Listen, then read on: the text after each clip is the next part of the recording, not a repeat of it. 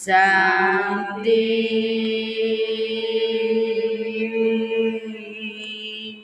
ओम शांति। ओम शांति। ओम शांति। आज हूँ 22/11/25 प्रातः मुरली। ओम शांति। ओम शांति। बापदादा मधुबन मिठे मिठे बाबा समस्त को यही खुशी खबर शुणाओ जे बे दैवी राजवंशर स्थापना होउची। जेते बेले दुनिया निर्विकारी होई जिवो सेते बेले बाकी समस्त विनाश होई जिवे। प्रश्न रावणर अभिशाप केते बेले मिलुची? श्रापित हेबार लक्षण कोन?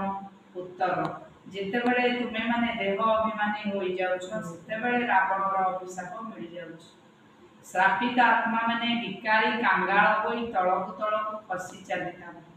एबे बाबा ठारू संपत्ति नेबा पई देही अभिमानी हेबाकु पड़िबो।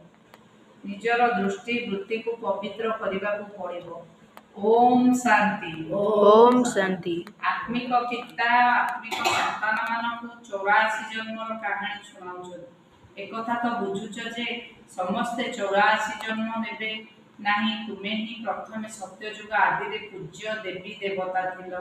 भारत रे पूर्व पूज्य देवी देवता धर्मर राज्य थिला। लक्ष्मी नारायणकर राज्य थिला। तेणु निश्चय राजवंश रहिथिबो। राज्य राज परिवार मित्र संबंधी मध्य थिबे। प्रजा मध्य रहिथिबे। एहा जेपरि एक कहानी अटे। 5000 वर्ष पूर्व मध्य एहाकर राज्य थिला। एहाकु स्मृति रे आनिबाकु पडुची। ताले हमर पूर्वरु हमर लक्ष्मी नारायणकर राज्य थिला।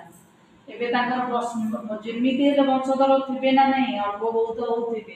ताले आगु चलुची केमति ए सब जिंस होउची केमति वंशधर अछंती। तेणु करी से कथा आज कहछथि 5000 वर्ष पूर्वरु मध्य एहाकर राज्य थिला। एहाकु स्मृति रे आनिबाकु पडुची।